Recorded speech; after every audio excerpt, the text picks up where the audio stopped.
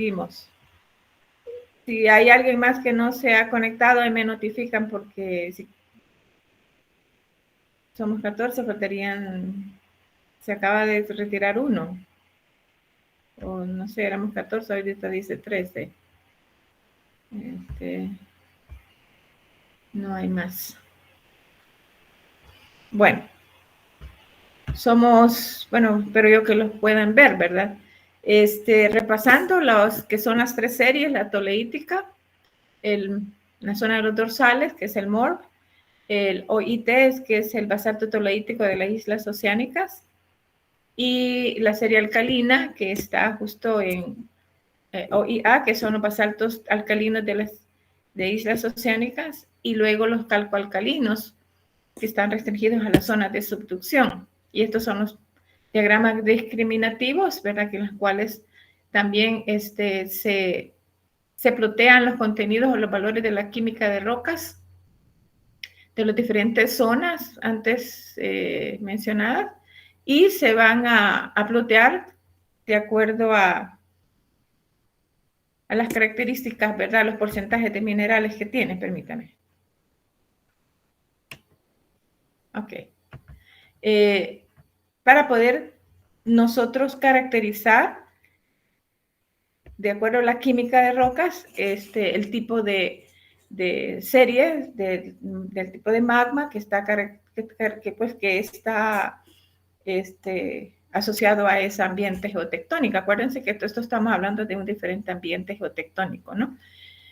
Y estos son los diagramas ternarios, ¿verdad? Que son los, se les llaman diagramas discriminativos, en donde van todas las especies, los óxidos, van los serie alcalina, el FAM, ¿verdad? Que viene acá, más el magnesio y el hierro, y diferenciamos pues entre una serie toleítica y calcoalcalina. De acuerdo a nuestra zona, ¿verdad? De la región en la cual nosotros estamos aquí, en donde la zona de la placa de coco subduce a la placa Caribe, entonces el tipo de serie magmática que va a caracterizar a esta zona es de la serie calcoalcalina.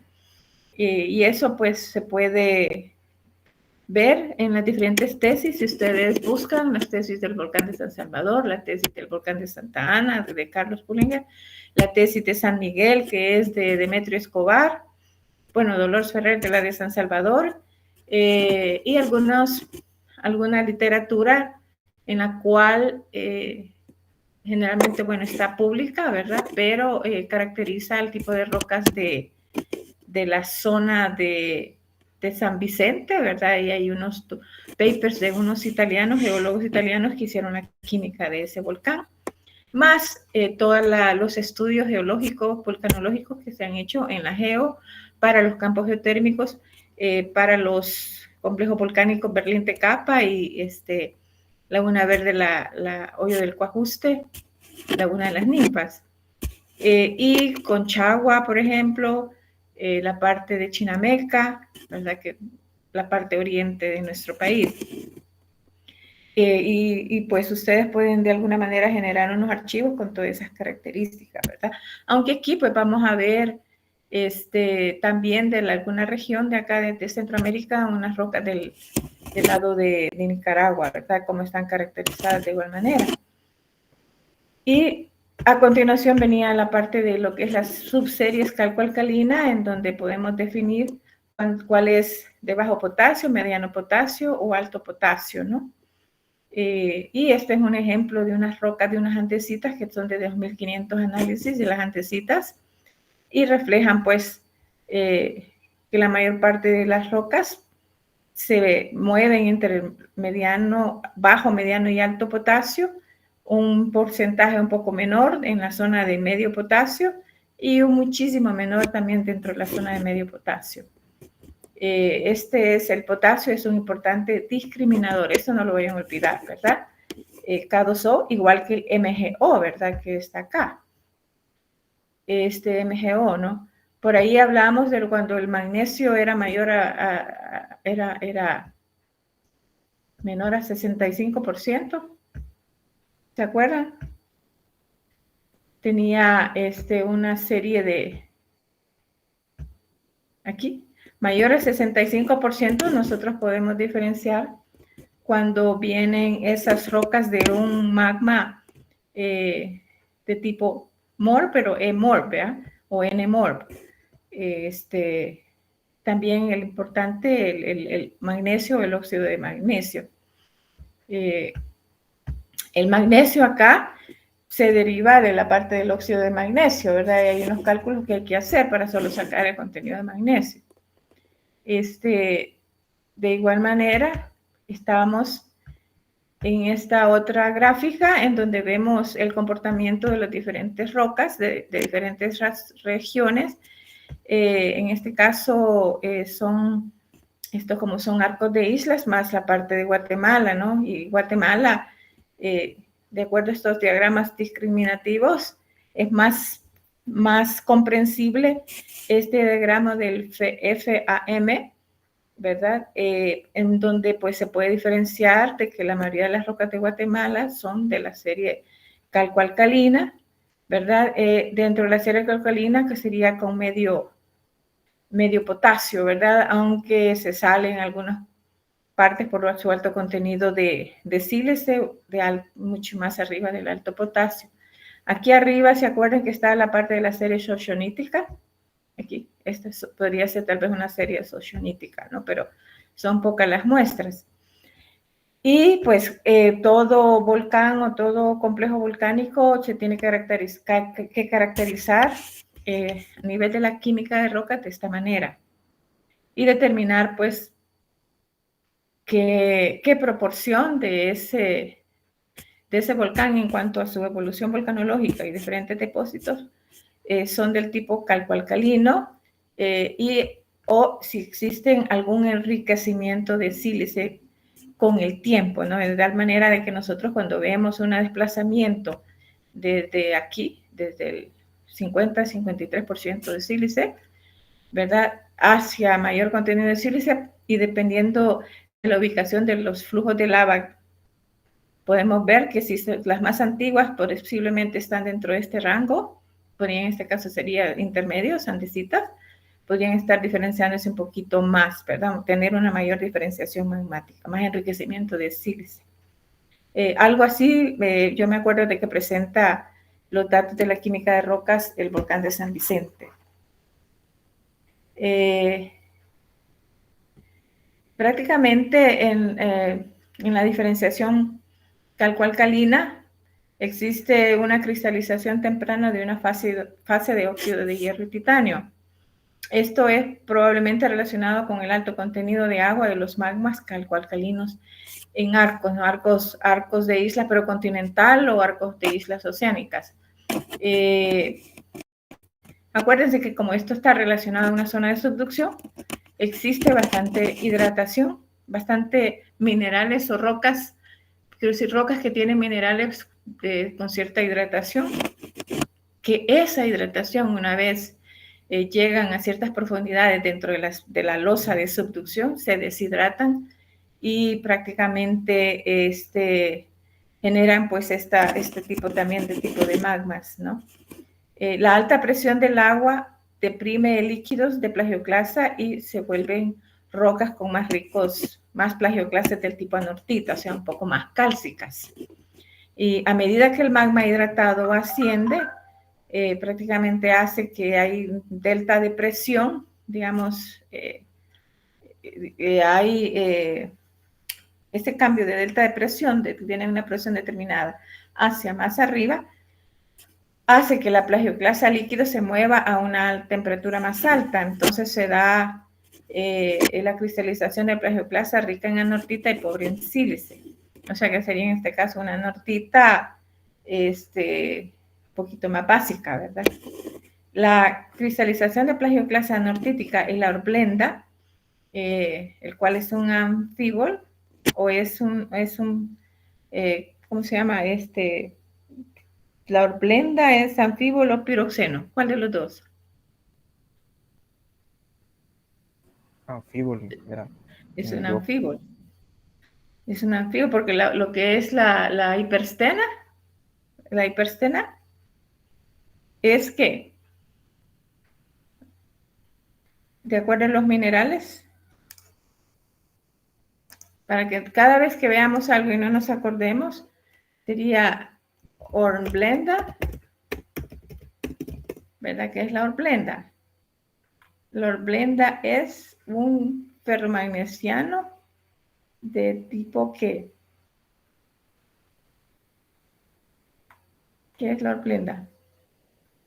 Anfibio. Y el hipersteno es piroxeno. O sea que para que cuando nosotros veamos así, veamos la cristalización de plagioclase anortítica, más enriquecimiento de calcio, y hornblenda, significa que vamos a tener siempre ferromagnesianos, hierro y magnesio, pero en menor contenido. Acuérdense, porque ya viene más abajo en la diferenciación de la serie de Bowen, el anfibol, ¿verdad? Pero con bajo contenido de sílice y alto contenido de hierro es un mecanismo alternativo para la tendencia de diferenciación calcoalcalina observada. Prácticamente la plagioclase nortítica que tenemos ahí, lo cual está, su presencia está relacionado con lo que es la hidratación del magma. Y acuérdense que viene dentro de lo que es la losa de subducción, ¿verdad? De la losa de que está bajando, está penetrando, entrando dentro de abajo de la placa continental, o sea, la Caribe. Y la presencia de hornblenda con bajo contenido de sílice en la roca y alto contenido de hierro es un mecanismo alternativo para la tendencia de diferenciación calcoalcalina. Ya es de por sí, al tener hornblenda, ya hay un grado de diferenciación, ¿verdad? Y sobre todo dice con bajo contenido de sílice con la nortita, o sea, sería en este caso una andesita basáltica, más bien andesita basáltica. Ya una andesita basáltica ya está mostrando un grado de diferenciación, ¿verdad? ¿Qué sigue aquí? Se habla de otro término que es sobre la petrogénesis de magmas de arcos de islas. En este caso se habla de una paradoja. Nosotros sabemos que tenemos a la hora de tener el diagrama de la zona de subducción, y sabemos que hay un gradiente térmico desde la superficie hasta las profundidades, ¿verdad? Vamos a esperar siempre que haya un incremento de temperatura con respecto a la profundidad. Pero se habla de que en estas zonas de subducción no se da a lo largo de todo el plano de subducción, la losa de subducción, ese gradiente térmico que vaya incrementando con la profundidad. Porque hay varios factores que hacen que las isotermas, digamos, de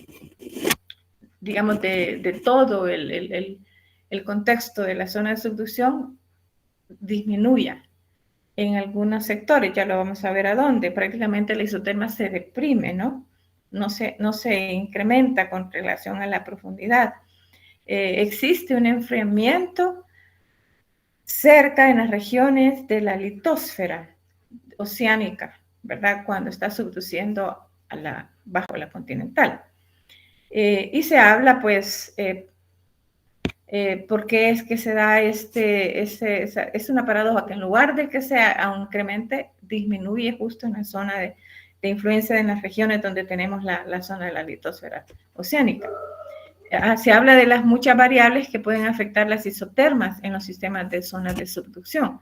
Y las principales son, esto que tenemos que tenerlo claro, debemos tenerlo claro, es que existe una tasa de subducción, o sea, una razón, tantos centímetros por año, ¿verdad? Esa es la tasa en la cual la placa o la losa de subducción se va hundiendo bajo la continental. La edad de la zona de subducción. Acuérdense que en un arco de islas oceánica es diferente a un arco de isla continental, ¿verdad? ¿Por qué razón? Porque la corteza continental, en la parte en este caso, todo el borde este de la placa pacífica, donde tenemos todo el continente de América, desde que salen las dorsales, el magma va a moverse a una velocidad X versus a una zona en donde sale el magma, se genera la placa oceánica o la litosfera oceánica,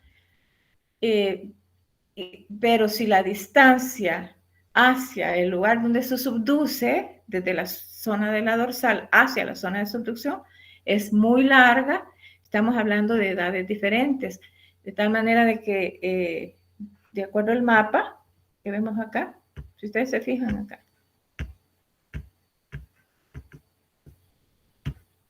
acá,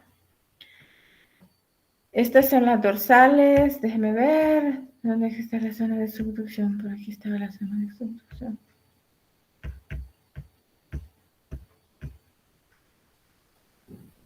Aquí estaba la divergentes, más para acá.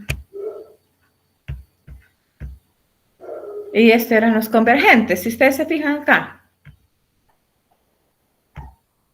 podemos ver acá que tenemos acá. Aquí. Tenemos que estas blanquitas son las zonas de dorsales, ¿verdad? Estas que están acá.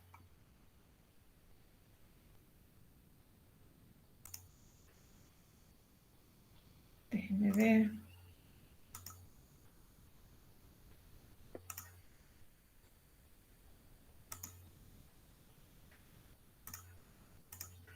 Aquí. Estas son las zonas de dorsales y estas son las zonas de dorsales. Estas rosaditas son las zonas de subducción. Aquí hay generación de magma, ¿no? Creación de corteza oceánica. La distancia de acá hacia esta zona, digamos, de Sudamérica, va a ser es menor, la distancia es corta. Por lo tanto, la edad de la placa oceánica por la cual se va subduciendo bajo el continente es menor, versus todo el magma que sale o la placa oceánica que se genera acá, hacia aquí, hacia el oeste, o en este caso acá, va a tardar mucho tiempo en moverse acá, ¿no? Prácticamente esta subduce hacia acá, subduce hacia acá. Entonces toda la placa pacífica se está destruyendo bajo esta otra placa, ¿no? O esta parte de acá se destruye bajo esta placa, de tal manera de que todas las distancias de mayores distancias van a ser las de mayor edad. Quedando eso claro, pues va a haber una diferencia, ¿no?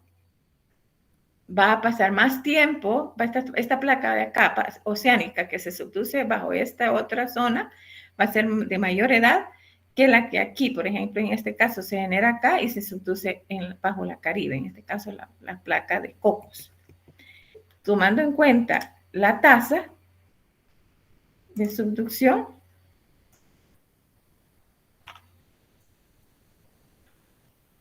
seguido de la edad de la zona de subducción, o sea, no todas las zonas de subducción se van destruyendo o la placa oceánica se va destruyendo a la misma velocidad. Hay diferencias, ¿no? En velocidades. Además de la edad de la zona de subducción, viene la edad de la losa en subducción. Porque prácticamente viene la edad de la zona, quizá aquí quiero corregir. Yo estaba hablando de las distancias en cuanto a la edad de la losa en subducción, ¿verdad? Lo que acabo de hablar de la distancia. La edad de la zona de subducción es cuándo fue creada la zona de subducción. Acuérdense en lo que es la teoría de la deriva continental, ¿verdad? Que eso es, ustedes que ya saben, que comenzó todo como un solo continente, Pangea se dividió en la Eurasia Gondwana y ahí comenzaron después todos los fragmentos o todos los continentes, digamos, a movilizarse y fueron creándose, digamos, límites de placas nuevas y los tiempos en los cuales fue creada la zona, en este caso de subducción, también influye, ¿no? La edad de la zona de subducción es más vieja, cuando fue creada, que la edad de la losa de subducción es que desde hace cuánto tiempo se dio la subducción, o sea, la que comenzó este momento en que comienza a descender. Esta es una edad, ¿verdad? Mientras más cerca está la fuente de emisión de la luna dorsal, pues más joven, más caliente. ¿Y cuándo fue que esta zona de subducción, que es el tiempo geológico en el cual fue creado, tiene que ver con la edad? Cuarto es la medida en que la losa de subducción induce el flujo en la cuña del manto. Este término de la cuña del manto es utilizado en este sector que está, digamos, en este caso, relacionado con la losa de subducción y la parte del manto que está bajo el continente, ¿verdad? En este caso aquí. En este caso acá. Flujo mantélico es este, ¿verdad? Eso es la cuña, esta es la parte que dice acá. La medida en que la losa en subducción induce el flujo en la cuña del manto. Esta es la cuña del manto y este es el flujo del manto, ¿no? Esta es la cuña. Todos esos factores, ¿verdad? O todas esas variables influyen en por qué se menciona que el magmatismo de la zona de subducción es paradoja, ¿no? Porque no todos los parámetros son iguales, no todas estas condiciones son iguales en todas las zonas de subducción. Y cada una de estas variables, por ejemplo, afecta o tiene una afectación de manera directa en lo que son los gradientes de la zona, de los gradientes, digamos, de la corteza oceánica que subduce a una continental o a un arco de isla. En este caso, que es una región geológica y tectónica más reciente que la zona, ¿no?, donde se da la subducción en el continente. Eso es lo que quiero yo más o menos aclararle, que estas zonas de acá son más jóvenes, arco de islas volcánicas y arco continental en esta parte de acá. Esta es la diferencia, ¿no? Entonces, cuando nosotros venimos hablando de todos estos factores, son variables, son 4, no los vayamos a perder de vista. También tenemos otros factores que afectan y generan cambios o variaciones en las isotermas, ¿no? Dentro de esos factores tenemos la inmersión de la losa.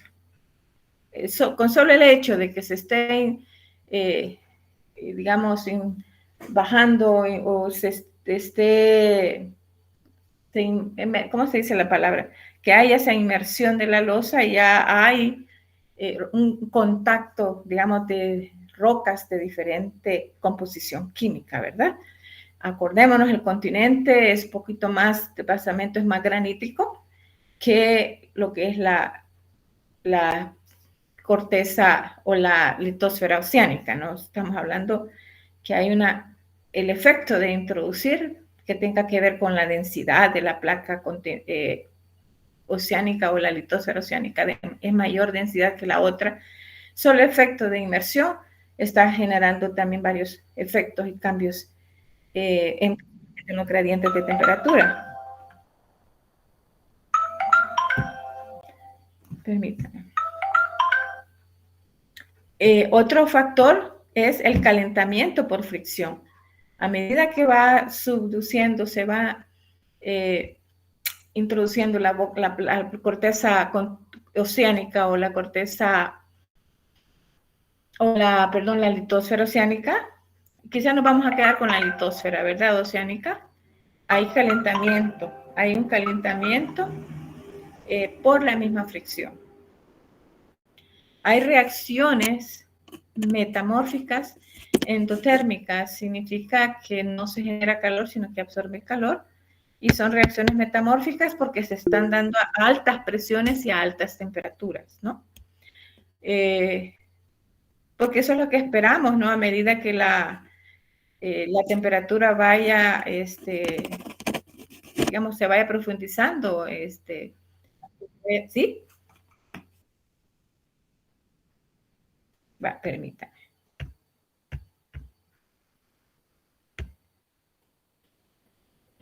¿Cómo hago yo aquí? Bueno. Uy, ¿cómo hago aquí? Ay, ay, ay, ay, ya voy para arriba, espérenme. Ay, Wendy, no va. Ok, continuemos. Entonces, viene solo el otro factor, es las reacciones metamórficas, ¿verdad? Por las altas presiones y las altas temperaturas que se esperan a esas profundidades. Además de un flujo de fluido metamórfico, de tal manera que hay reacciones, ¿verdad? Hay una deshidratación de minerales y se transforman en otro tipo de minerales, ¿verdad? Y ahí en la deshidratación hay movilización de fluidos, ¿verdad? Pero ahora se piensa que solo juega un papel menor, ¿verdad? Pero los de aquí arriba, todos los efectos, estos factores, digamos, sí afectan lo que son las variaciones de las isotermas en las zonas de subducción. Fíjense que yo le doy esto, bajarle volumen y cuesta. Ok, entonces, vamos a hablar sobre el modelo térmico típico para una zona de subducción. El modelo térmico típico es que a medida que vaya profundizando la litosfera, ¿verdad? O de la placa o de la losa de subducción, las isotermas o las temperaturas serán más altas. O sea que se espera de que el sistema estará ya más caliente. En este caso, eso sería si la tasa de convergencia es más lenta, ¿sí? ¿Verdad? Si la losa subducida es joven y cerca de la cresta de la zona donde está generando la corteza nueva, y si el arco de isla es joven. O sea, en este caso, tendríamos un comportamiento de temperatura de esta manera. Permítame. De esta manera. Y vamos a tener, que venimos con la losa, vamos a tener a 100 kilómetros y 200 kilómetros, vamos a tener cerca de 1000 grados o 1400 grados centígrados. Esta es la cuña mantélica, ¿verdad? Junto con el flujo mantélico acá, que como esta, aunque esté un poquito más cerca, la losa de subducida es joven, ¿verdad? Va a haber digamos, digamos, un gradiente térmico entre algo caliente y algo que está menos caliente. ¿Por qué? Porque aquí estamos en la superficie marina, ¿no? De tal manera de que aquí vamos a tener temperaturas bien frías, ¿no? Acuérdense, a 5.000 metros, 3.500 metros, 4.000 metros, 4 kilómetros, 5 kilómetros, vamos a tener unas temperaturas, aunque estemos incluso cerca de la zona de dorsales o de la generación de placa nueva. Entonces, esta temperatura va a ser menor y va a generar estos cambios de temperatura, como lo vemos acá, ¿no? Viene 200 grados, pero justo en el momento que toca la losa de subducción hay una disminución de temperatura. Viene la de 600, la isoterma, y justo sobre la losa cambia, disminuye, ¿verdad? Hasta equilibrarse en las temperaturas que están en este sector. La de 1000 grados, la de 1400 grados, ¿verdad? Entonces, a medida que va profundizándose, esta inversión que se da justo en el contacto de la losa con de la litosfera o de la corteza oceánica, con lo que es la parte del continente o del frente volcánico en este caso, a medida que va profundizándose, esta inversión es menor, o sea, ya no se da, ¿verdad? Porque estamos hablando de que el contraste de temperaturas no va a ser tan grande, porque ya estamos ya a 100 kilómetros o 150, 200 kilómetros, ¿no? Y sí vamos a tener ese gradiente de temperatura, en este caso, normal, ¿verdad? Como lo vemos acá. Las líneas amarillas son los flujos del manto, flujo mantélico, ¿verdad? Y estas son las isotermas, las rojitas, ¿no? Isotérmicas. ¿Esto qué significa con lo que es las isotermas? Son las temperaturas, las rojitas, y el flujo que se da acá es, viene, asciende, choca y vuelve se acarrea junto con, como que lo arrastra, ¿no? La losa de subducción arrastra el flujo, ¿no? Del manto, el flujo, por eso se le llama flujo mantélico, flujo del manto. Entonces hay componentes fuertes principales para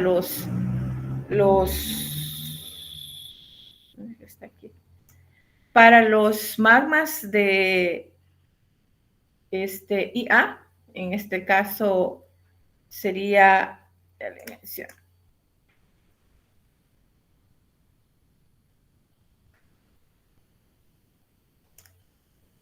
Sería Island Arc, en este caso del arco de islas, ¿no?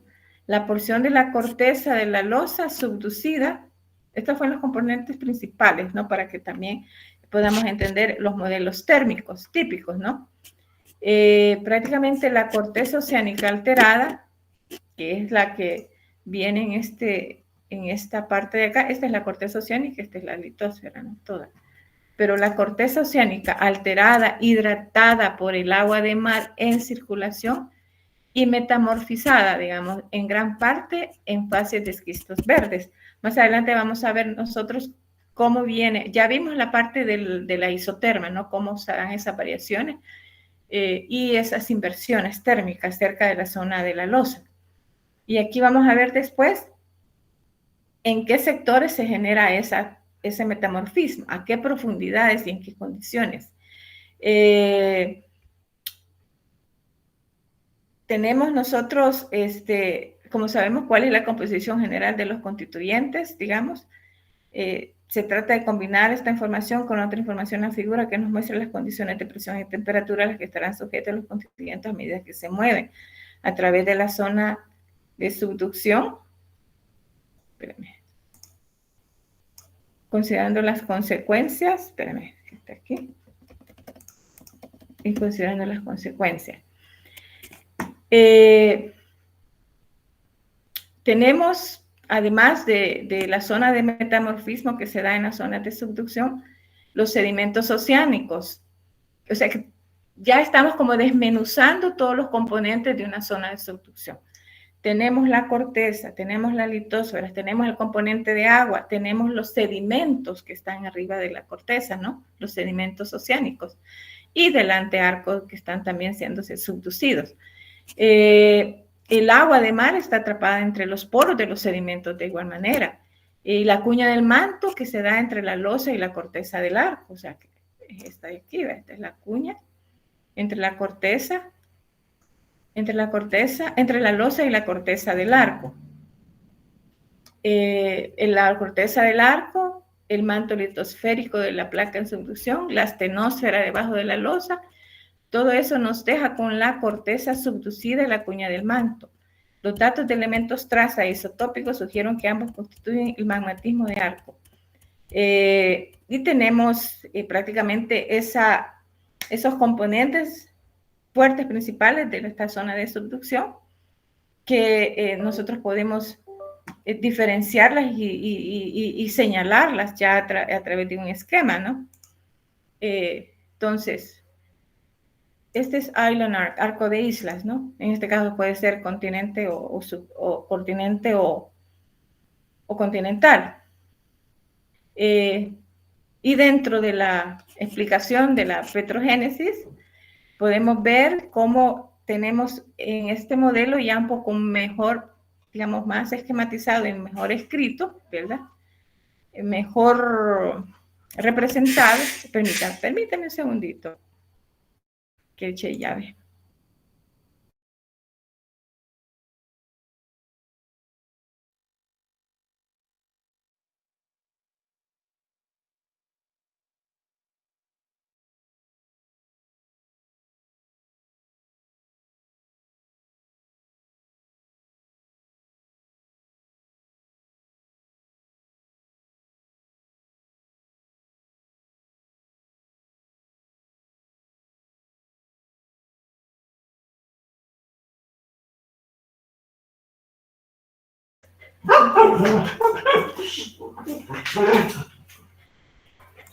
Ok. Aquí está, digamos, pues ahora explicado el modelo propuesto para el magmatismo de la zona de subducción con particular referencia a los arcos de islas. Tenemos la losa, ¿verdad? Esta es la corteza oceánica de composición basáltica. Tenemos la litósfera, ¿no? Tenemos el gradiente o las isotermas de temperatura, la inversión de las temperaturas justo cuando si estamos en contacto con lo que es la corteza oceánica. En todo este proceso de subducción, cerca de los 100, digamos desde los 50 kilómetros hasta los 100 kilómetros, se da una deshidratación de todos los minerales que componen la corteza basáltica o corteza oceánica, ¿no? Ese eslave sería la losa de subducción. A lo largo en que se esté dando toda esta zona de deshidratación, hay transformación de minerales, en este caso primarios de las rocas, y se van transformando a través de metamorfismo por las altas temperaturas, ¿verdad? Si ustedes se fijan acá, tenemos 1000 grados acá. Aquí viene la isoterma de 600 grados, aquí viene la otra isoterma de 1000 grados, pero en esas altas temperaturas se da ese metamorfismo y formamos minerales metamórficos de tipo eclogita, ¿verdad? Del tipo eclogita. De igual manera, a medida que las rocas que tienen esos minerales que se van deshidratando y ese agua se van incorporando lo que es a la parte del flujo mantélico, ¿verdad? Del manto. Es que acuérdense que es el manto, tiene magma fundido, roca semifundida, hay fusión parcial, todo lo demás. Comienza a haber una fusión y comienza a haber un ascenso de magma a lo largo, digamos, a lo largo hacia la superficie hasta llegar a formar un frente volcánico, ¿no? Solo imagínense los primeros momentos en los cuales se dio un arco volcánico frontal y posteriormente viene que esa losa puede seguir subduciéndose y cerca de los 200 kilómetros se da otro proceso en el cual, que se le llama punto B, magma ya fundido asciende a nivel de diapiros o de nivel digamos, de plutones o nivel de batolitos hacia la superficie y forma una segunda cadena volcánica. A medida que este magma va ascendiendo a través de estos cuerpos, se va dando una diferenciación magmática, como la vemos acá, ¿no? De tal manera de que llegan a formar parte de lo que es la corteza continental. Si ustedes se fijan, la simbología para una corteza continental es más o menos de esta manera, ¿no? Que es prácticamente un basamento que más granítico, ¿verdad? Ya hay bastante diferenciación. Entonces forma esos bloques, esos cuerpos, digamos, de granito que si ustedes se fijan, los diapiros de sal, aquellos que son pequeños se van haciendo más grandes, se van aglutinando y formando un cuerpo mucho más grande. Más o menos esto es lo que pasa en este sector. Y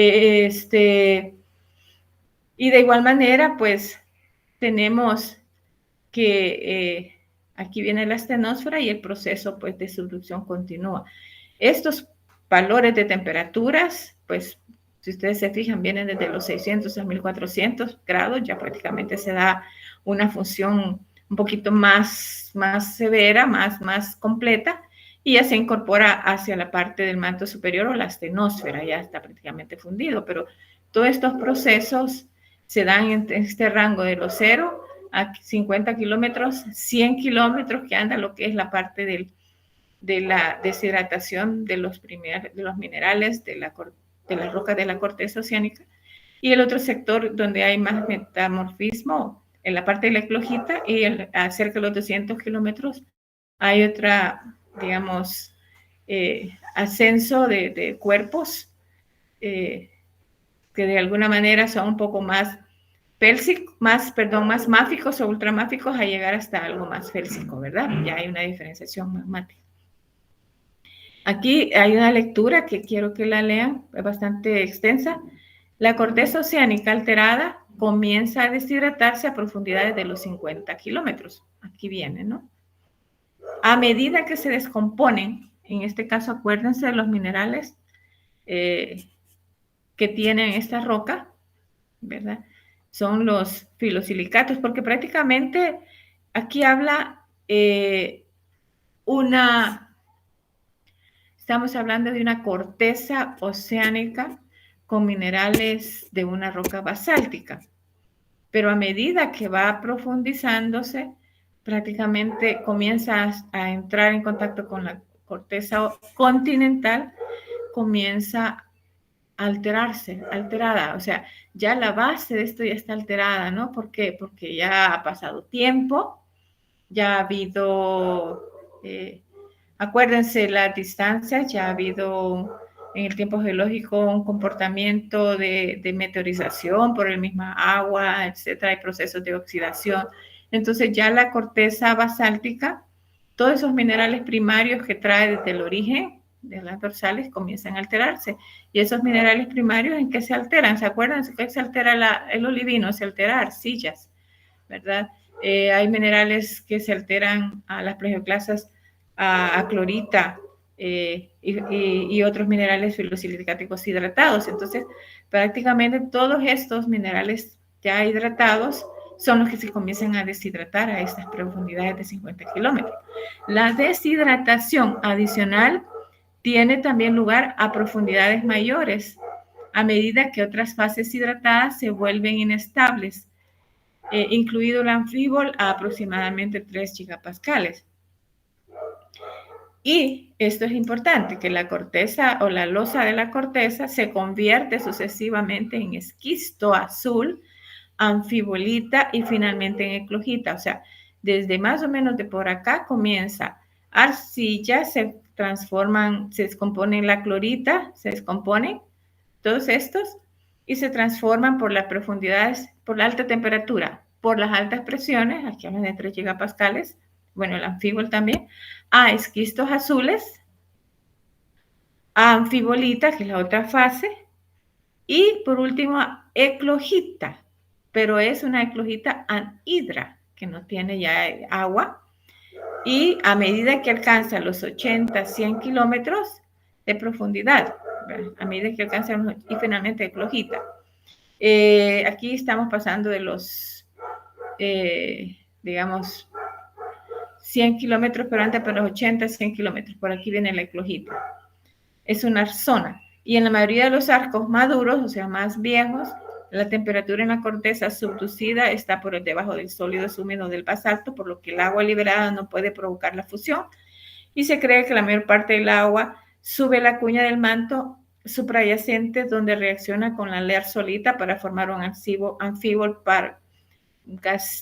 gasítico y probablemente flogopita.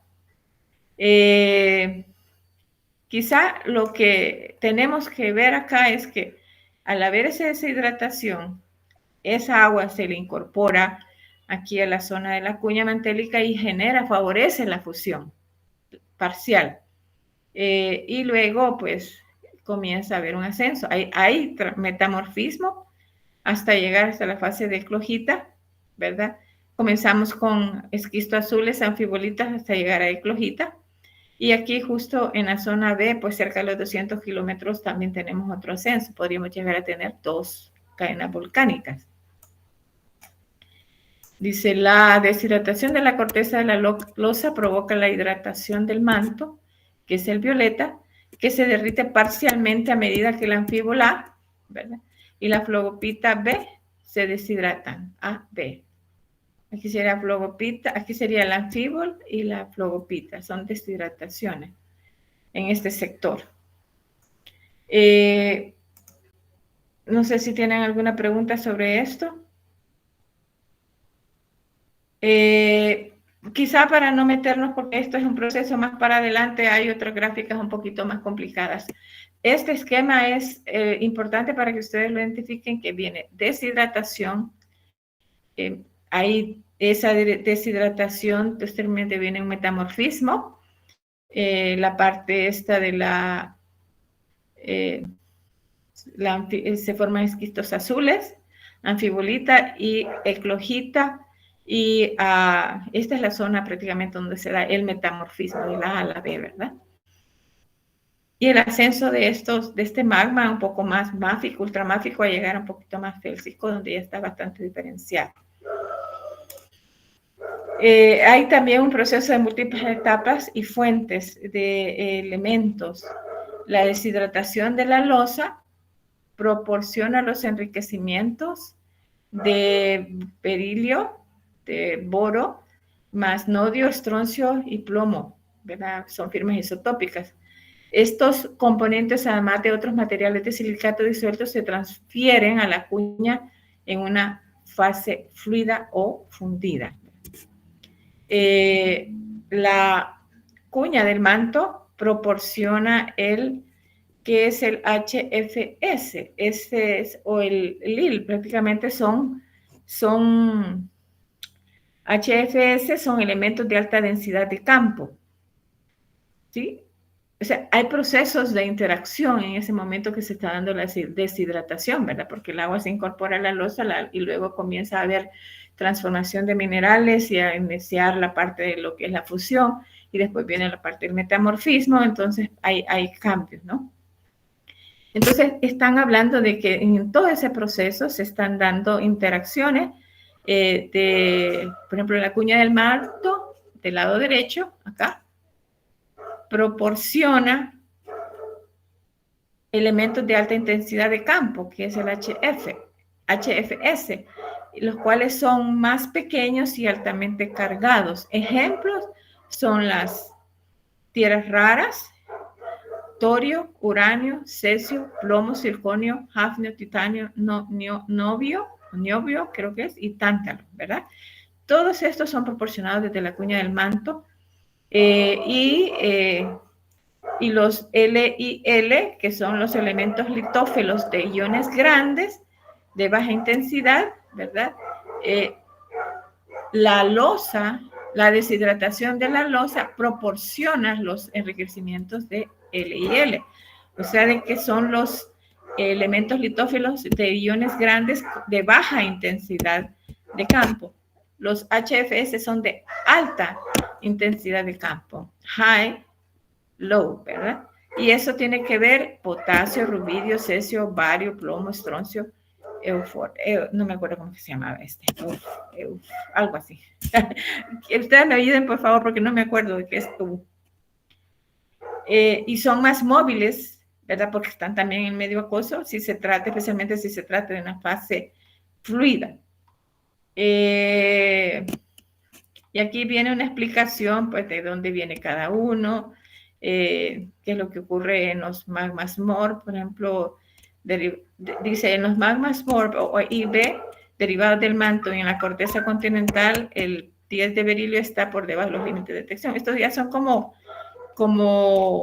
más explicaciones, ¿verdad? Pero aquí lo que tenemos que ver es que tanto la losa le proporciona elementos LIL a la parte de la cuña del manto, como la cuña del manto le proporciona los elementos de alta intensidad y el LIL de baja intensidad. La flogopita, el cual es el mineral metamórfico, ¿verdad?, que se cambia, por las altas temperaturas y presiones, ahí cerca entre el A y el B, la zona de A y B, es estable en rocas ultramáficas más allá de las condiciones en las que se descompone el antiguo. Los caminos de presión, temperatura y tiempo para la cuña alcanzan la reacción de deshidratación de folgopita 2, piroxeno, a unos 200 kilómetros de profundidad. Y esto, pues, que se da es un proceso de múltiples etapas y fuentes. Aquí viene una explicación. Dice, el magma original de la serie calco-alcalina es un basalto, ¿verdad? Con alto contenido de alúmina. Esta es una característica, un tipo de basalto que se limita en gran medida al entorno de la zona de subducción y cuyo origen es todavía controvertido. El magma original de la serie calco-alcalina es un basalto con alto contenido de alúmina, Ale2O3. Algunos basaltos de alúmina con alto contenido de magnesio mayor en el 8% en peso de óxido de magnesio pueden ser primarios, ¿verdad? Al igual que algunas andesitas, pero la mayoría de las lavas superficiales tienen composiciones demasiado evolucionarias dadas para ser primarias. O sea que prácticamente las lavas superficiales ya hay, están más evolucionadas, o sea, ya son tipo, ¿cómo se llama la parte de los? Son tipo parentales o son derivados, ¿verdad? Pero no primarios. Quizá los tipos más comunes con bajo contenido de magnesio, los de menor del 6% en peso y alto contenido de aluminio, mayor del 17% en peso de Ale2O3, son el resultado de un fraccionamiento algo más profundo del magma toleítico primario que se acumula en una posición de equilibrio de densidad en la base de la corteza de arco en arcos más maduros. Estás haciendo como una diferenciación de aquellas cortezas más con estas variaciones en estos dos elementos, ¿no? Pero prácticamente al final lo que vemos nosotros es que el comportamiento va a ser el mismo, ¿verdad? Va a haber una cristalización fraccionada, va a haber una fusión parcial por el alto contenido de agua, por la deshidratación de los elementos. Aquí prácticamente estamos tratando de explicar que vamos a tener una serie calco-alcalina derivado prácticamente de un basalto con alto contenido de aluminio, pero también esos minerales primarios, pues ellos comienzan a alterarse a medida que se va subduciendo, a alterarse, a transformarse los minerales primarios en cloritas, arcilla, y eso se van a ir transformando pues, y metamorfizando. Lo importante de acá es que son cambios, procesos que se dan en diferentes etapas, debido a las profundidades también en las cuales se están dando todos estos procesos, ¿verdad? No es tabular, no es plano, ¿no? Sino que a medida que se va profundizando se van dando estos cambios. Tenemos la que sigue. Márgenes convergentes en arcos continentales. Nosotros cuando veíamos aquí, esta es una corteza continental, ¿verdad? Pero este es en arcos de islas, principalmente, ¿verdad? Porque tenemos nosotros en el occidente, digamos al oeste de la placa pacífica, esos arcos de islas, ¿no? Son oceánicas, ¿no? Que están prácticamente con una zona de agua de mar en medio de dos cadenas volcánicas. Aquí, por ejemplo, vean. O pueden estar cerca, pero se generan esas dos cadenas volcánicas. Este proceso que vemos acá en arco de islas es casi el mismo que se da en la zona de continente, ¿verdad? En arcos de continente siempre va a haber este proceso como el que tenemos acá, ¿no? La única diferencia, o sea, porque esto se aplica tanto para arco de islas en el océano o en arcos de isla, digamos, en la zona de continente, margen convergente continental. Ya después le voy a explicar cuál es la única diferencia. Las diferencias con esto respecto a los arcos de islas es que aquí hay una corteza silicia más gruesa que contrasta mucho con las fusiones parciales derivadas del manto que pueden provocar efectos de contaminación más pronunciados. O sea, que aquí tenemos un espesor, ¿verdad? Que anda más o menos aquí 50 kilómetros, anda por unos 30 kilómetros, pero aquí en arcos continentales anda hasta de 70 kilómetros. En esta zona sur, del lado de Perú, por ejemplo, en la zona, perdón, en Ecuador, toda esta zona, Chile, por las cordilleras de los Andes, prácticamente anda el espesor de la corteza continental hasta de 70 kilómetros. O sea, estas ya son zonas montañosas, ¿no? Donde se ha dado levantamiento de cordilleras, ¿no?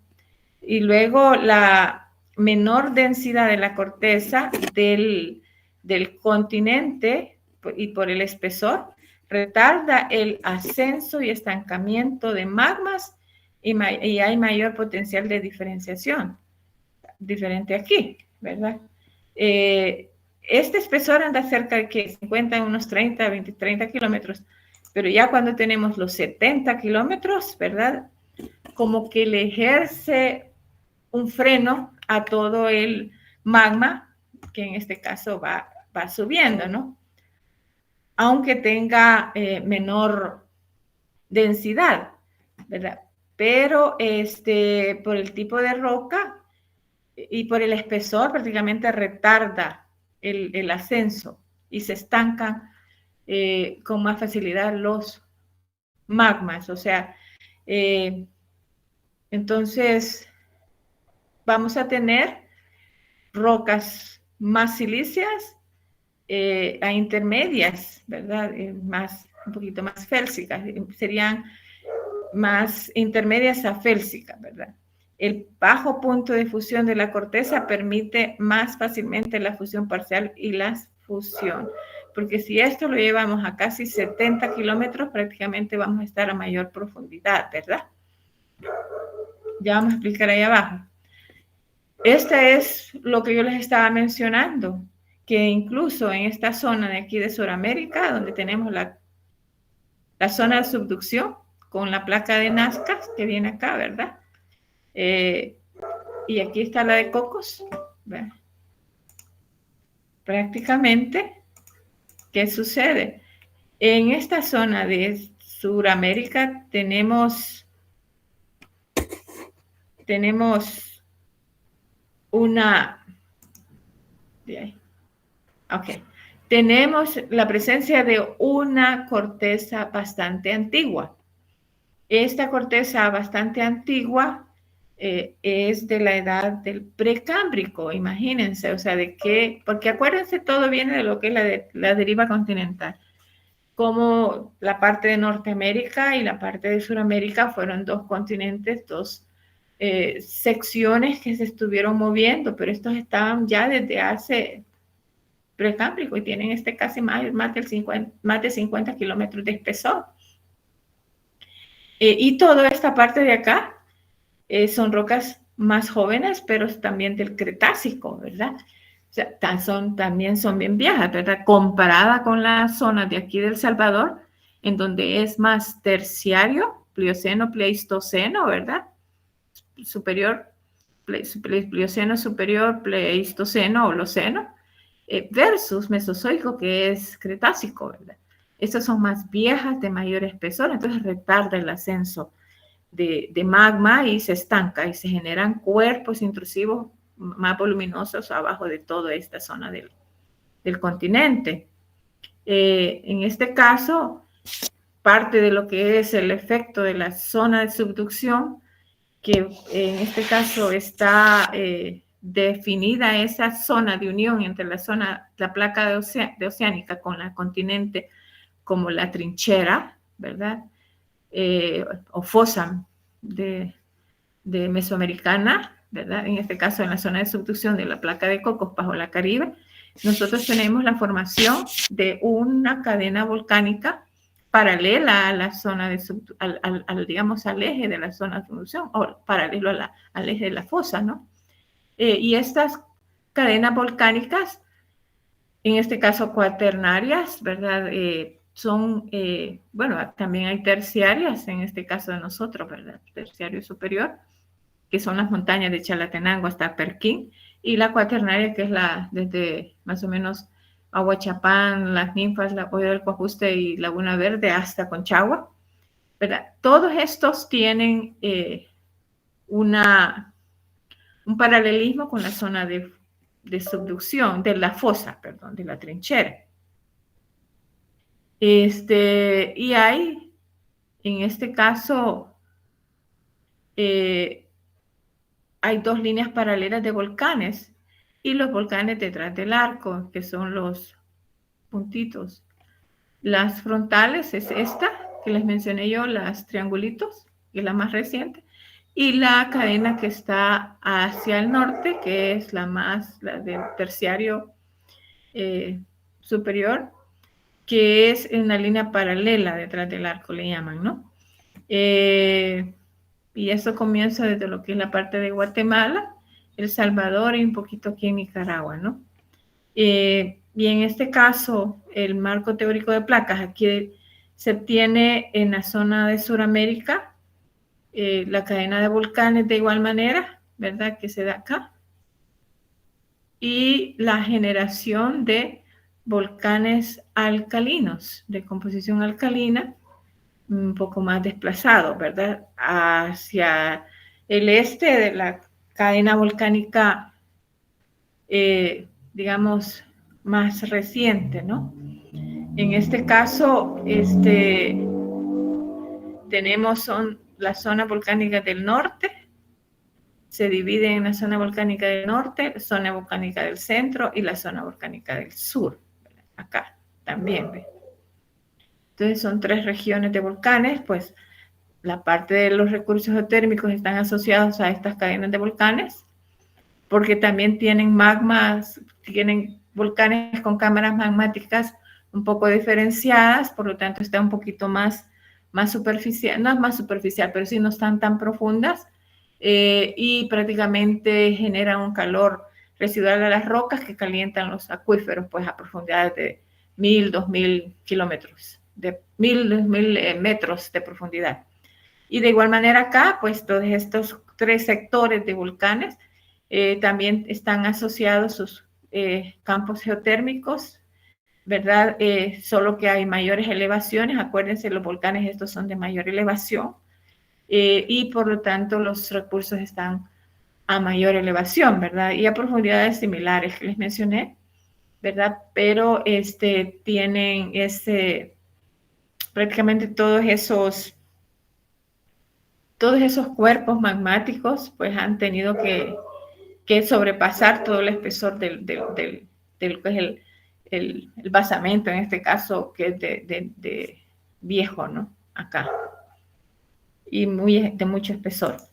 Entonces, esta es una de las explicaciones de cómo se da la distribución similar a la que teníamos en el arco de islas, ¿no? Y este es un ejemplo de cómo en Costa Rica ellos han hecho esta esquematización. Es un tanto diferente en realidad de la zona de nosotros, porque si ustedes se fijan, se acuerdan cómo se decía antes, el istmo centroamericano, ¿no? Se acuerdan de que, de acuerdo también a la deriva continental, el bloque Chortis, el bloque Maya, entonces prácticamente la corteza o el basamento de la corteza continental a nivel de México, Guatemala, Belice, ¿verdad? Es de una edad X. En este caso, se acuerdan que hay hasta paleozoico dentro de las formaciones de Guatemala. Y un tanto más reciente es la de nosotros, El Salvador, Honduras y la de Nicaragua.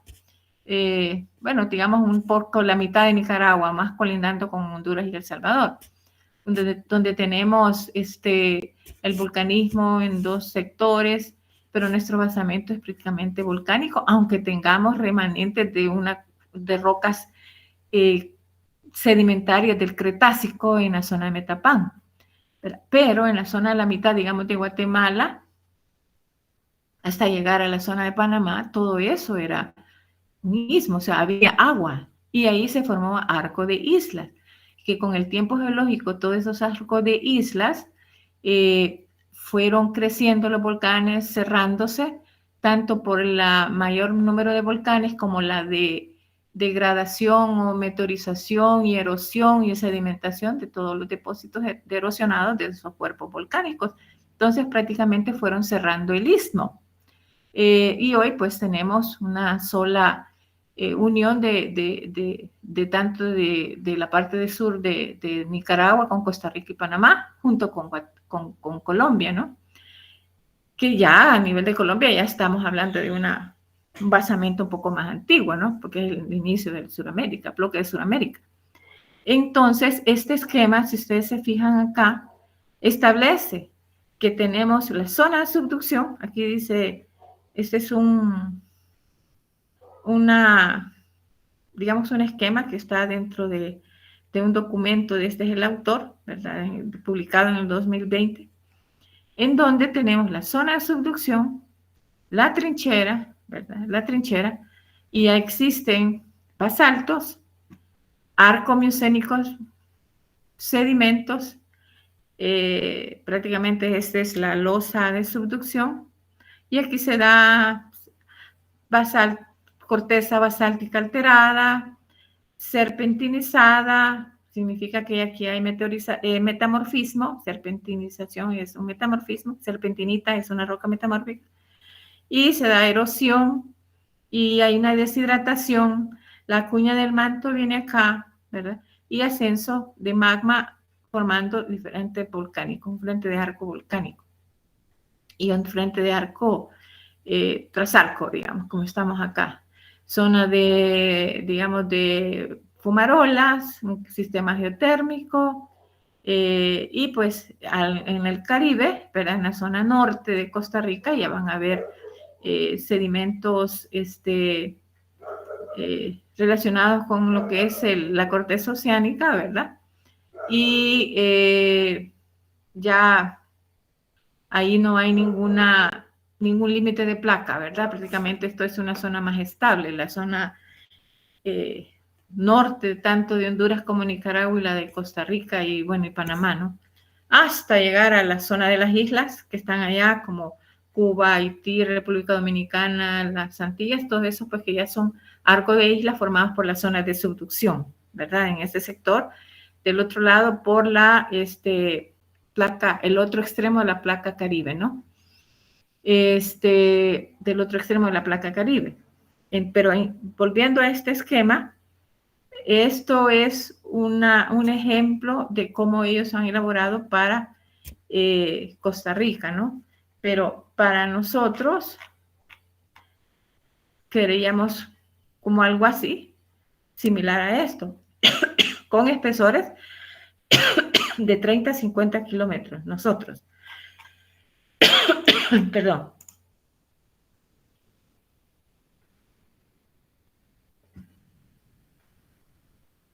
Aquí tenemos un diagrama esquemático para ilustrar cómo un buzamiento poco profundo de la losa en subducción puede alcanzar la astenosfera de la cuña del manto suprayacente. Esto es cuando hay una inclinación, digamos, o un ángulo muy fuerte, ¿no? De lo que es la losa de subducción. Al tener un ángulo muy fuerte, prácticamente va a tener esta distribución de capas, como la que vemos acá, que es parte de la cuña del manto, que tiene que ver con la astenosfera, el manto litosférico, la litosfera y la parte de la corteza continental, y forma una serie de arcos volcánicos, ¿no? Y aquí tenemos la astenosfera, pero si tenemos, y aquí el espesor de esta zona de astenosfera es mayor, o sea, significa que va a haber mayor aporte de magma y tal vez mayor número de volcanes, más actividad volcánica, generaciones de cámaras magmáticas.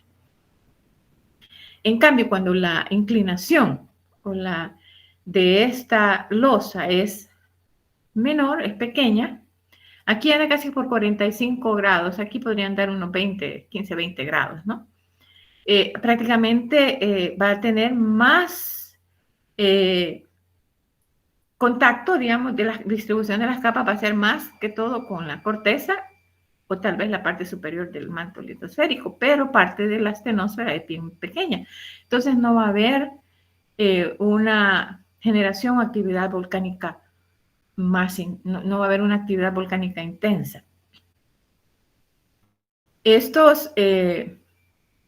No sé si logramos entender todo esto. Luego venimos en esta parte de acá, en donde tenemos los diagramas AFM y potasio frente a sílice, AFM, ¿verdad? Este es versus potasio sílice. Esto es todo para lo que es las rocas calcoalcalinas. Menciona acá que los volcanes de Sudamérica pueden subdividirse con base a estos diagramas discriminativos. Mencionan, por ejemplo, que los volcanes del norte, la zona norte, son más calcoalcalinos, pero con potasio intermedio, potasio medio, ¿verdad? Que están predominando acá. Pero la parte B están dirigidos, digamos, un poquito más. Aquí hay como un equilibrio, ¿no? AFM. Pero acá, esta serie de rocas que está en el sitio B, en la región B, esta es la A, esta es la región B, ¿verdad? Son más alcalinas, ¿verdad? Y andan un poco entre lo que es medio potasio a alto potasio. Y la zona C, que son las zonas volcánicas del sur de los Andes, están un poquito más acercándose a la parte toleítica, ¿verdad? Acá en este caso sí hay un poco de calcoalcalina, pero un poquito más toleítica, es la parte C, al sur. Y este es el diagrama de la serie, la subserie, digamos, o diagrama de la serie calcoalcalina, con mediano potasio tendiendo a tener alto potasio y con mayor contenido de sílice, como lo vemos acá, en esta parte de acá. Estas son de las características, digamos, de las rocas de la parte de Sudamérica, la parte de Centroamérica. Y en este caso, permítame, quiero ver cuánto nos hace falta. Ya vamos a llegar a los puntos calientes. En este caso, se puede tener aquí una esquematización de que, aunque nosotros tengamos estos contactos de zonas de subducción, ¿verdad? Acá, y estas velocidades de zonas de la losa, de velocidad de subducción, la edad de la losa, la edad de la zona de subducción, todos esos procesos que tenemos actualmente han tenido cambios a lo largo del tiempo geológico, ¿verdad? Entonces, ¿y cómo es que se han llegado a formar? ¿Y cómo es que los tenemos en este momento, en esta posición actual, ¿verdad? Las velocidades cambian también con el tiempo. Entonces, aquí muestra cómo pueden darse estos cambios, digamos, en lo que son los procesos estos de formaciones de zonas de subducción. Por ejemplo, aquí dice, hay una etapa inicial, hay una etapa B en donde la trinchera migra hacia el continente y una trinchera migra lejos del continente. O sea, se pueden dar estos procesos. Estos son cortes transversales esquemáticos de un arco volcánico que muestran un estado inicial seguido de una migración en trinchera hacia el continente B. Y en este caso tenemos la placa oceánica, tenemos una trinchera, una parte de volcán, y esto está subduciéndose en el tiempo, pero llega un momento que la corteza va aumentando en espesor, se va generando más espesor, prácticamente el proceso que nosotros tenemos en este sector entre el contacto de la placa oceánica y el continente es de compresión. Acuérdense de los esfuerzos distensivos, compresivos, ¿verdad? O transcurrentes, prácticamente aquí son compresivos, porque esto viene para acá y esta viene para acá. O sea que prácticamente es como una falla inversa, por lo tanto los esfuerzos son compresivos. Y eso hace que esta placa tal vez estaba inicialmente acá, pero como esto va empujando, ¿verdad? Esto migra y cambia. Es como que si lo estuviera estrujando, digamos, o haciendo más angosto por las presiones que ejerce, y hace que la losa se mueva hacia el continente. Pero en el caso, como dice acá, resulta de un límite destructivo y erosión por subducción de la corteza suprayacente. Alternativamente a la migración de trincheras, aquí hay una trinchera antes y hoy está otra trinchera acá, ¿verdad? La migración de trincheras lejos del continente prácticamente hace que la trinchera cambia, no estaba acá, hoy se migra acá. O sea que prácticamente esto lo ha como comprimido, ¿no? Y luego viene la parte de extensión. En el caso, la extensión C se logra mediante el retroceso de la zona de subducción o de la placa de subducción. Un método alternativo consiste en un salto de la zona de subducción lejos del continente, dejando un segmento de la corteza oceánica a la izquierda de una nueva fosa. Eso es cuando son efectos compresivos, pero puede haber que aquí haya un movimiento, se haya dado un adelgazamiento, otros procesos, de tal manera de que aquí hay un adelgazamiento de la corteza continental, moviendo esta parte hacia la derecha y esta hacia la izquierda, y esto hace que la zona de subducción retroceda, ¿verdad? Y se aleje de la zona del continente, moviendo de igual manera la trinchera. Todos estos procesos se pueden dar en el tiempo geológico, y varias placas han tenido a lo largo de la historia modificaciones o movimientos de este tipo. En el caso digamos, del estudio de qué placas han tenido, cuál es la evolución en el tiempo, pues eso ya es una ciencia, una tarea, digamos, totalmente aparte, ¿no? Pero esto, ¿qué nos dice a nosotros? De que todos los movimientos de las placas, macroplacas o de las microplacas, es dinámica, ¿no? Todos los procesos son dinámicos, no hay nada estático, y lo que nosotros teníamos hace millones de años es diferente a lo que tenemos ahora. Posiblemente lo que nosotros estamos viendo ahorita, corteza oceánica en la zona del Atlántico se está expandiendo. En tiempo geológico eso va a ser más grande con relación al tamaño del océano Pacífico, que es la placa pacífica. Eso se va a ir encogiendo, los límites pueden ir cambiando, ¿verdad? Pueden ir moviéndose, como mencionan en esto. Entonces, esto prácticamente explica que hasta las velocidades cambian, los sentidos en los cuales se están dando esos movimientos de placas pueden que cambien. En este caso, nuestras orientaciones del movimiento de placas, de la placa de Coco bajo la Caribe, en un momento era un poquito más en una orientación y hoy es en otra orientación similar, pero hay unos ángulos de unos grados de diferencia. Todo esto pues nos dice a nosotros que la Tierra es bien dinámica y que la gente está haciendo todo lo posible para estudiar todos estos cambios, todos estos procesos, ¿verdad? Aquí hay un ejemplo del batolito del costero de la zona de Perú. Dice aquí el esquema que le han puesto es en forma de campana, los plutones, ¿verdad? Que se observan acá, que son un poco profundos.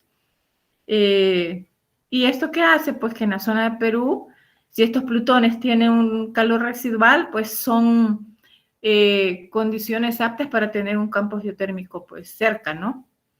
Y son como especie de losas también, ¿no? Este es un modelo que ellos han generado. Prácticamente cada país o cada zona en la cual se estudia, pues puede generar este modelo o puede generar otro modelo, ¿no? Y pues prácticamente esta es, dice acá, esta línea gruesa, negra, dice es la superficie de erupción actual. Entonces, este es un modelo de lo que posiblemente era antes, y hoy los los plutones están más cerca de la superficie o aflorando, ¿no? La erosión es un factor, es un agente externo bastante, a través de los agentes externos como el agua, el aire, el hielo, pues son de los que van modificando la topografía, la morfología de los terrenos, ¿no? Esto es otro diagrama en donde ilustra que la formación de una placa inferior de la corteza gabroica, ¿verdad? En un arco continental, como se dice aquí prácticamente aquí está haciendo que se den procesos de expansión, de extensión, y se vaya generando estos gabros, que son plutones de gabros, y en medio de lo que es la corteza granítica, que es la corteza continental. En todo caso, esto hace también que hayan procesos de compresión y relajamiento, o sea que los gabros, pues, esto se rellene con lavas volcánicas y se den nuevamente plutones de tipo tonalita. Nosotros tenemos un segmento, en toda la literatura aparecen pues que nuestro ambiente geológico, geotectónico más bien, geológico estructural es un poco más sencillo, ¿no? A nivel de esfuerzos, a nivel de tipo de roca, zona de subducción, etcétera, ¿no? Pero a nivel de todos los esfuerzos que se han generado y para poder tener las fallas geológicas que tenemos ahorita, sí es un poco más complicado, ¿no? Hay un artículo que les voy a compartir en donde habla los diferentes sectores en los cuales está dividido el país con relación a los tipos de fallas que presentan y los mecanismos que se han dado para poder generar esas fallas. Eso sí es un poquito más complicado, pero a nivel de la geología es un poquito más digamos, entendible, más sencilla.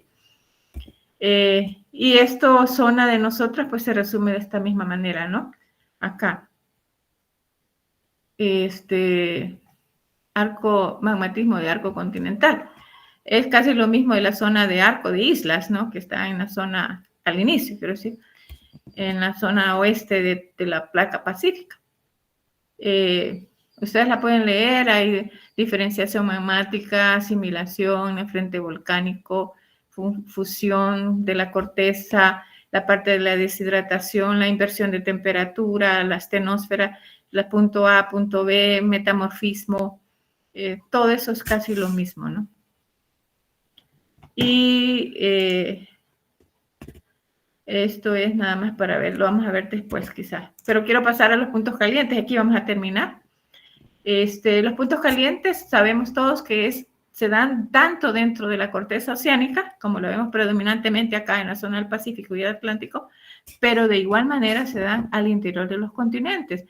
Según ustedes, aquí este continente de África, pues fueron de los primeros, ¿verdad? Del tipo de Pangea, ¿no? Por lo tanto, es un continente bastante viejo.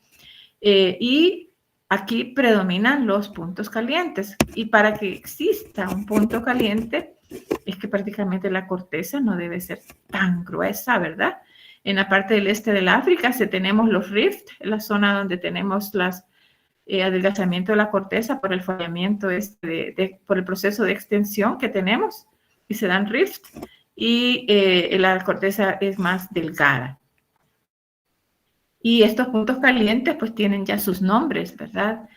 Cuando ustedes hablan de Samoa, Hawái, tiene usted el sureste de Australia, tiene los Galápagos, ¿verdad? Un punto caliente, las Islas Azores, Islandia, hay un punto aquí. Y ahí todo lo demás que aparece en Ascensión, Bermudas, etcétera. ¿Y qué pasa con todos estos puntos calientes? Estas se están formando al fondo del océano. Cuando es en el océano, están formando montes submarinos o islas, ¿verdad? Los montes submarinos no afloran arriba del agua, pero las islas oceánicas sí, ¿verdad? Sería más o menos como para entender esto es este esquema, ¿no? En donde tenemos diferentes gradientes de temperaturas en la Tierra, y en aquellos puntos donde desde la parte de la zona D, directamente de la parte del núcleo externo, ¿verdad? Asciende magma directamente hacia la superficie, hay un adelgazamiento de la corteza, ¿no? Y estas son las zonas que predominan los puntos calientes, estas zonas de alta temperatura. Aquí hablan en la distribución de temperatura a 500 kilómetros y a 2.850 kilómetros, que tiene que ver cerca de la zona aquí del manto superior. Y los tipos de magmas OIB, ¿verdad? Que son los Ocean, ¿qué era el OIB? ¿Se acuerdan? Basaltos, rocas de tipo basaltos de islas, arcos de islas. Tenemos acá la serie estoleítica, la serie alcalina, que es la que mencionamos anteriormente. Y la parte del calco alcalino, ¿verdad? Pero en estos puntos calientes van a predominar estos tipos de magmas, ¿no? Vamos a tener los basaltos toleíticos o basaltos alcalinos de isla oceánica parental o basaltos toleíticos de isla oceánica parental. Son similares a las de las dorsales, pero con algunas diferencias químicas y mineralógicas, ¿no? Y prácticamente el basalto alcalino, que es la serie alcalina subordinada, y la toleítica es la dominante, va a tener dos subseries, una subserie que es sílice saturada y otra que es ligeramente sobresaturado de sílice, que es lo cual es la serie menos común. Y aquí viene el escenario, digamos, de Hawái, ¿no? Que ¿cuál fue? Se generó un escudo en la parte de salvo alcalina, se construyó el volcán, el tipo escudo, comienzan, dice, con tremendas efusiones de basaltos toleíticos, sé que pasó de alcalino, pasó a escudo, a toleítico. Hay una actividad menguante, o sea que ahí se cesa un poco, se vuelve más alcalina, y un largo periodo de inactividad, ¿no? Seguido de una etapa posterosiva tardía. Prácticamente los magmas son altamente alcalinos y sílice insaturados, incluidos basaltos alcalinos, nefelinitas, basaltos de milenitas y basanitas. O sea que todos estos, a nivel del punto caliente en Hawái, tienen una composición química bien definida. Y esta es el ploteo de estas rocas que prácticamente se colocan en esta zona de este diagrama. Si ustedes se fijan, nuestros calcoalcalinos se definen acá en esta zona de andesitas, prácticamente basalto, pero estas se suben hasta acá arriba donde dicen basanitas y tefritas, tefritas fonolíticas o fonolitas, ¿no? Son bien específicas, ¿no? Y son basaltos alcalinos y tienen tal vez basaltos toleíticos también. Y la alcalinidad es muy variable. Aquí mencionan los diferentes arcos de las islas, de las lavas de las islas. Hay unos que tienen alto contenido de sílice del 0.86, hay otros que tienen 0.25. Son bien variables, ¿no? Pero los álcalis son elementos incompatibles que no se ven afectados por menos del 50% de cristalización. Esta es una característica de ellos también. Primero, que están en esta serie acá con alto contenido de álcalis. Segundo, que dentro del contenido de álcalis hay variaciones grandes desde 0.25 a 0.86. También su contenido de elementos traza. Y pues esto es un ejemplo que resume casi todo lo que hemos visto anteriormente, que cómo viene el modelo para el magmatismo oceánico. ¿Cuál es el modelo del sonado dorsales? El EMORP, el NMORP, la zona de los continentes y la zona de los arcos de islas, el punto caliente, hotspot, punto caliente, y la zona de los continentes. Estos tres los vamos a leer un poquito mejor después. Esto es un diagrama que explica prácticamente cómo viene el ascenso de los magmas. Hay una descripción de lo que es de M, de lo que es M y lo que es H, I, MU y prima. O sea, todo eso lo vamos a ver posteriormente. Ahorita que lo que quiero llegar aquí a resumir, Déjame ver cuántas páginas faltan.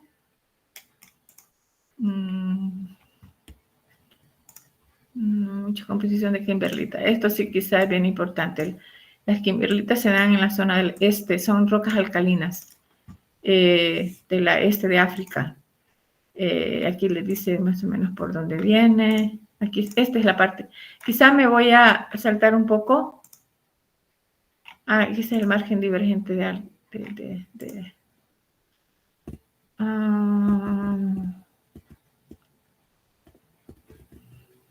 quizás son las 7:50. Quizás vamos a llegar hasta acá, porque ya son ya bastante información.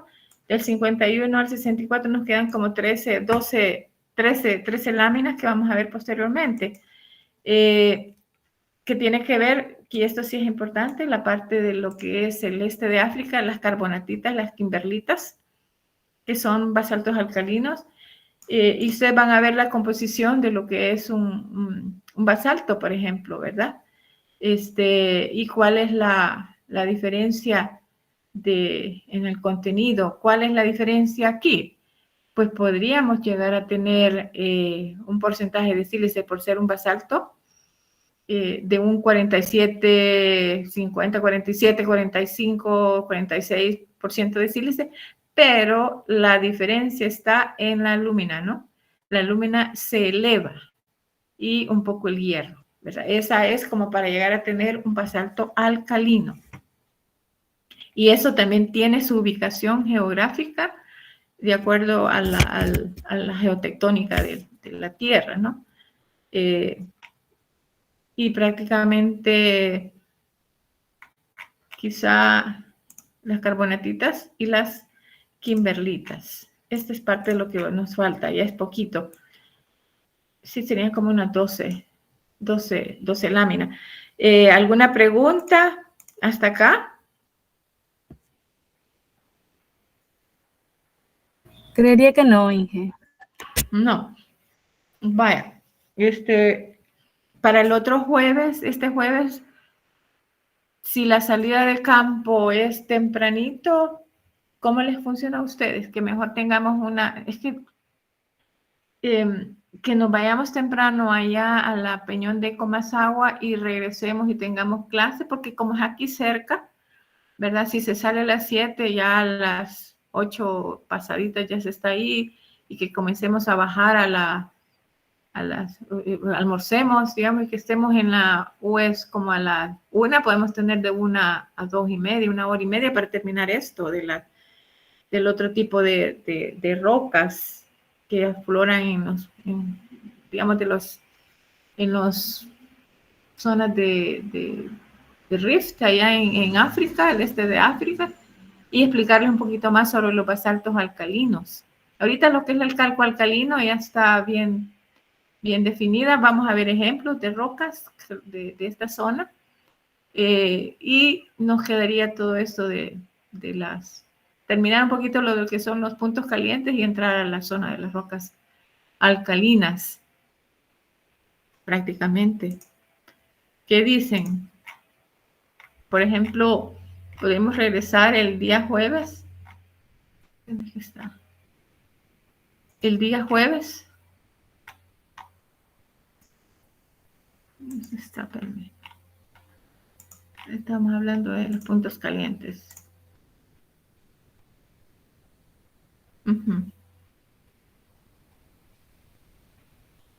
Aquí está, mire, explicarle mejor los tipos de magmas de los puntos calientes y lo de los zonas de las kimberlitas y carbonatitas, porque usted dice, todas las rocas basálticas son de cierta composición. No todas, los basaltos en las cortezas oceánicas son de la misma composición, ¿verdad? Hay variaciones, como vieron la vez pasada. Y en otros lugares donde se adelgaza la corteza, tanto en puntos calientes como en las zonas de divergencia, que existe acá, continental, en esta zona de África, aquí. Al este de África también tenemos adelgazamiento de la corteza y existe esa distensión, ¿verdad? Y afloran basaltos, pero ya son del tipo alcalino.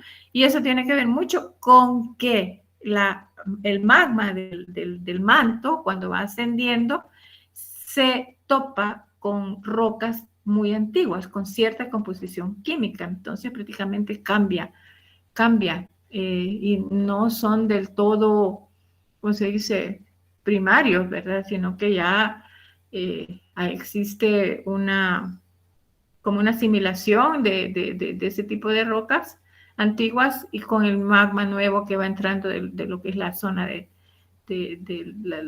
digamos, de la estenosfera o de la zona del manto superior, ¿verdad? Entonces hay cambios en la química de las rocas, ¿no? Y hay una explicación por qué se dan esos basaltos alcalinos en estos sectores, ¿no? Y por qué le llamamos alcalino. Tenemos poco sílice, pero alto contenido de lumina y hierro. Entonces, no, mejor quizá quedamos que, dependiendo de la hora que terminemos el jueves, vamos a decidir si lo hacemos ya en la tarde del jueves tipo 4 a 6 o nos quedamos para poquito más tarde ahí en la universidad, tal vez para dilucidar alguna pregunta o alguna duda. No sé ¿qué opinan? Que esperemos a ver a qué hora terminamos la salida de campo del jueves. Y si salimos bien tempranito, pues es mucho mejor, ¿verdad? Así estaríamos evitando el sol, mucho sol, la insolación y también cualquier problema de lluvia. Ya comienza por la tarde a llover un poco. Entonces, ustedes me dicen que esperemos a ver qué diga el doctor. ¿Qué me contestan? Yo digo que está bien, si salimos temprano, quizá podría ser en línea y le da tiempo a los compañeros que van lejos de llegar a su casa. Opino yo, no sé. Sí, porque también podría ser de 5 a 7, ¿verdad? La cuestión es terminar este tema, este punto, porque ya les digo cuál es la que seguiría. En cuestiones de horario de clase, si ustedes se fijan, estamos ahora 21. ¿Están viendo la pantalla? Sí. ¿Están viendo la fecha? El jueves el 23. Después tenemos el 30 para la salida tenemos todo junio, pero 22 de junio termina clase. 20 de junio es la salida de campo a Metapán.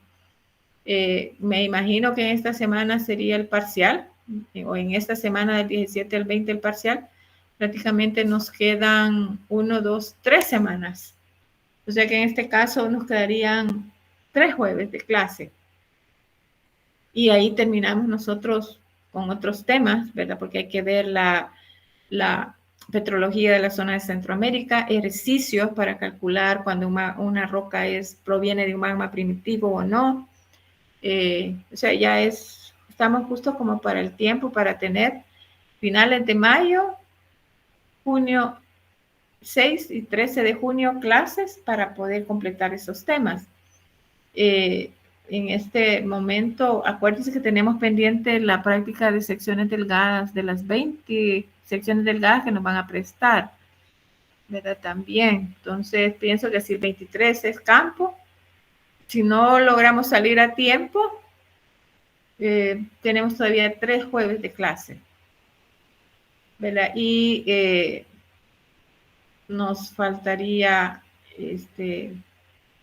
que aquí tienen que entregar la tarea de Comasagua y tendríamos, sí, 3 jueves nada más de clase nos quedaría. ¿Se fijan? Y sí, esto es más intenso, con terminología bien difícil, en el caso de memorizársela, ¿verdad? Porque a veces hasta pronunciar cuesta. Lersolita, flogopita, eclogita, todos esos minerales. Y ver un poquito más de metamorfismo, ¿verdad? De minerales en esta zona, en las zonas de subducción. No sé, ustedes me dicen que dependiendo de la salida, pues tenemos clases el jueves 23 o retomamos jueves 30, el 6 de junio y el 13.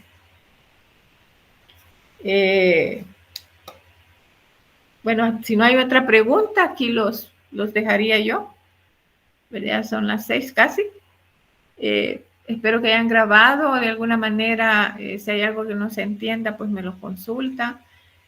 sí voy a mandar en 2 segmentos, en 2 presentaciones las clases. Y pues ya hay terminología que tal vez si ustedes quieren aclarar más o aprender un poquito más, pueden buscar en internet, ¿verdad? Quizá ya el 30, digamos, de junio, yo les voy a decir qué temas van a entrar para el parcial, para no tener esa dificultad de que mando alguna información o no la mando, ¿verdad? Que no entra o entra. Entonces, y que sí me gustaría que ustedes lograran entender para poder explicar, ¿verdad? Esos diagramas prácticamente es explicación de diagramas, procesos, y ese es un ejercicio que se va a hacer, ¿verdad? Que eso es lo que les mencioné yo, ¿verdad? Cómo calcular si una roca, de acuerdo a la composición química, proviene de un magma primitivo o no. Solamente entonces, cualquier pregunta, ahí me lo mandan al WhatsApp, o si tienen alguna ahorita. Las notas les dije yo que se las voy a mandar, ¿verdad?